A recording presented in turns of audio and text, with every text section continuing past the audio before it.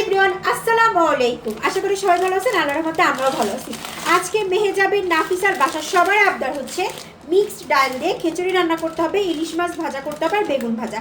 যেহেতু বছরের প্রথম দিন, একদম জানুয়ারি মাসের 1 তারিখ, আর এই 1 তারিখে আমার বাবার আমার কাছে স্পেশাল একটা চাহিদা থাকে, সেটা হচ্ছে খিচুড়ি রান্না করতে হবে। সো এই যে এখন খিচুড়ি রান্না করার জন্য ডালটা দিয়ে দিলাম। আচ্ছা, এই ডালটা মিক্সড ডাল। আপনারা এই ডালটা স্বপ্ন শপিং মলে পাবেন এবং হচ্ছে মিনা বাজারে পাওয়া যায়। প্রত্যেকটা মলের ভিতরে কিন্তু এরকম মিক্সড ডাল এখন কিনতে পাওয়া যায়, আরও সহজ হয়ে গেছে এক কথায়। তো ডালগুলো দিয়ে দিলাম, দিয়ে এখন ভালো করে চাল আর ডাল মিক্সড করে সুন্দর করে ধুয়ে নিয়ে আসবো। এদিকে আবার বেগুনগুলো খুব সুন্দর করে কেটে কেটে একদম চাকচাক করে কেটে সুন্দর করে ভিতর থেকে কেচে নিয়ে হলুদ, লবণ, মরিচের গুঁড়া আর সাথে একটু সরষের তেল দিয়ে ভালো করে এটাকে মাখায় রাখছি। এদিকে ইলিশ মাছটাও খুব ভালো করে ম্যারিনেট করে রাখছি, হলুদের গুঁড়া, মরিচের গুঁড়া এবং লবণ দিয়ে সাথে সরষের তেল দিয়ে খুব ভালো করে মাখায় সুন্দর করে রেখে দিছি। এবার এই পর্যায়ে আমি খুব ভালো করে খিচুড়িটা সুন্দর করে বসিয়ে দিব, আর ততক্ষণ এগুলো একটু 10 থেকে 15 মিনিট ভালো করে মাখায় রাখবো। তাহলে কিন্তু মাছের ভিতরে হলুদের গুঁড়া, মরিচের গুঁড়া এবং লবণটা খুব ভালো করে ভিতরে প্রবেশ করবে এবং বেশি মজাও লাগবে। তেলটা দেওয়া গরম করে ফেলছি, এখন দিয়ে দেবো হচ্ছে পেঁয়াজ। আমি যেহেতু ভুনা খিচুড়ি রান্না করব, এই জন্য আমি সেই অনুযায়ী মশলা টশলা সব কিছু দিব। আর আমার এখানে হচ্ছে চাল দিয়ে, ডাল দিয়ে সব কিছু দিয়ে 1.5 কেজি পরিমাণের হয়ে গেছে। খিচুড়িতে কিন্তু যত পরিমাণে রসুন দেওয়া যায় তত বেশি মজা লাগে। আর আজকে আমি সম্পূর্ণটা কষাই নিব। আমার পেঁয়াজটা আর কাঁচামরিচটা ভাজা ভাজা হয়ে আসছে হালকা হালকা। এই পর্যায়ে দিয়ে দেবো মশলা। এখানে আদা, রসুন এবং হচ্ছে জিরা পেস্ট। ভালো করে এটাকে কষিয়ে নেব। এ পর্যায়ে দিয়ে দেবো তেজপাতা, দারচিনি আর এলাচ দিয়ে খুব ভালো করে একসাথে মিক্স করে কষাবো। এর মধ্যে আবার দিয়ে দেবো হচ্ছে হলুদের গুঁড়া, তারপর দেবো হচ্ছে লবণ। লবণটা স্বাদ অনুযায়ী বলে ভুল হবে, সবাই বলে আমরা স্বাদ অনুযায়ী, কিন্তু পরিমাণ মতনই লবণটা দিতে হবে, বেশি হলে প্রবলেম। এখন ভালো করে কষিয়ে দেব। আর নতুন বছর উপলক্ষে মেহেজাবিনের প্রত্যেক বছর আবদার থাকে আমার হাতে এই ভুনা খিচুড়িটা আর সাথে গরুর মাংস আর নয়তো মুরগি।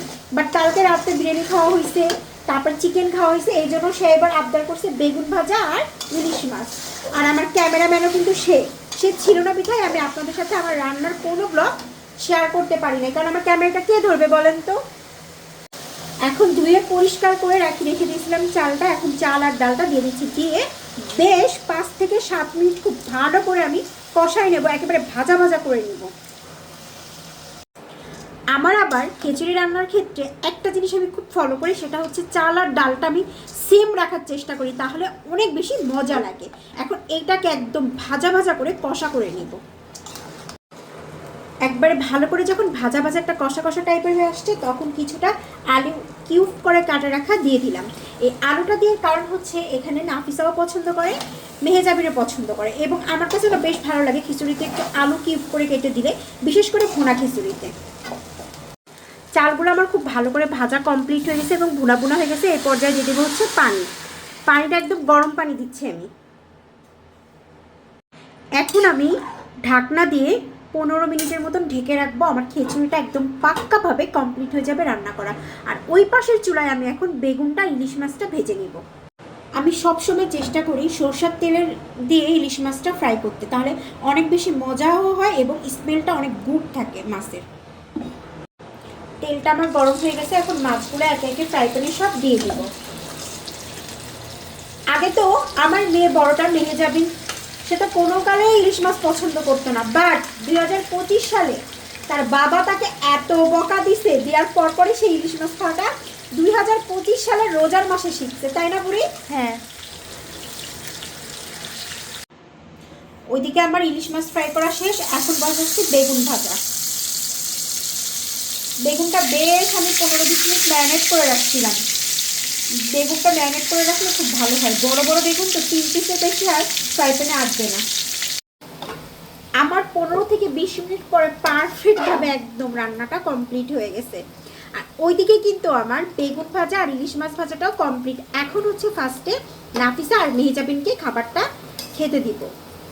2026 সালের বছরের প্রথম দিন আবদার ছিল তাদের, খিচুড়ি পূরণ করে দিলাম। এবং ইলিশ মাছ ফ্রাই খুব কড়া করে। ইলিশ মাছটা কিন্তু মাওয়া স্টাইলে ফ্রাই করা হয়েছে, সাথে বেগুন ভাজা, আর এই যে রয়েছে সিম্পল একটা সালাদ। এখন কথা হচ্ছে মেহেজাবিনের আর তর্স হচ্ছে না, নাফিসারও না, খুব ক্ষুধা লেগে গেছে। অলরেডি 3টা বেজে গেছে, কারণ আমি সকালবেলা অনেক বেশি বিজি ছিলাম এবং সকালবেলা আমি একটু বাইরে গেছিলাম। সো এই জন্য আমার রান্নাবাড়া করতেও দেরি হয়ে গেছে। এখন খেতে দিব 2 বোনকে একসাথে। এই যে মেহেজাবিন ম্যাডাম, আপনার পছন্দের সব খাবার বছরের প্রথম দিন রান্না করে দিলাম।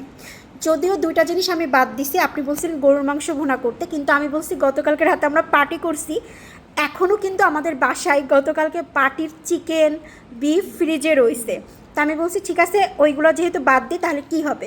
তা আপনি বললেন আপনার পছন্দের ইলিশ মাছ ভাজা, খিচুড়ি এবং সাথে বেগুন ভাজা, সব কিছুই তো রান্নাবাড়া কমপ্লিট করলাম আলহামদুলিল্লাহ। এখন আপনি বলেন আপনার খাবারের টেস্টটা কেমন হয়েছে?